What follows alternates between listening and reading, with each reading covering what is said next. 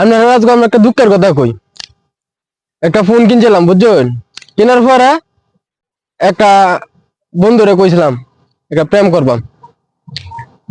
এখন প্রেম করবাম তো ঠিক আছে, বন্ধু কইতাছে তাহলে এক কাম কর, 100 টাকা পর। বলছি বন্ধুর কথা মতো 100 টাকা ফোন বইরা বন্ধু এলা আইসি, বন্ধুর উঠলো কইছে বন্ধু এলাকা প্রেম করাই দি। বন্ধু কইতাছে আনতো যে নাম্বার তুল। বলে কিছুক্ষণ পরে কল দিলাম, খালি সারা নেই ধরে।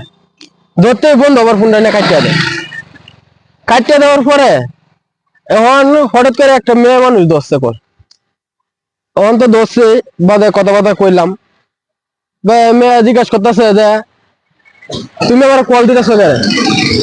আমি কইতাছি যে কল দিতেছি তো জানো নি আমি সিঙ্গেল, এর লাগে আপনার সাথে একটু প্রেম করবাম। এখন মেয়ে মানুষ বাদে কত কিছু বুঝানির পরে রাজি হয়েছে।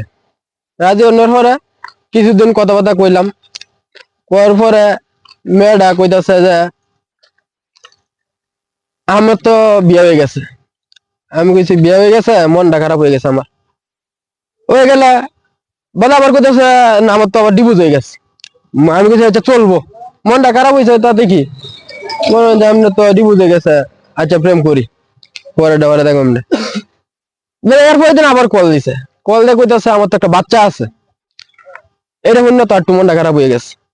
খারাপ হইলে কইছে না সমস্যা নাই, প্রেম করছি একটা বাচ্চাই তো, সমস্যা নাই, চলবো। আচ্ছা কইছে আচ্ছা ঠিক আছে।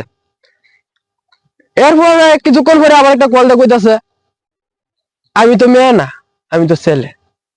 ওখানে বন্ধুরা কি ধরুন কোনছে না, বন্ধুটারে বন্ধুন আমার যে বুদ্ধিটা দিছে, ওখানে এরা তো আমার কি ধরতাম বুঝবি, কি ধরতাম আমরা রাখবো।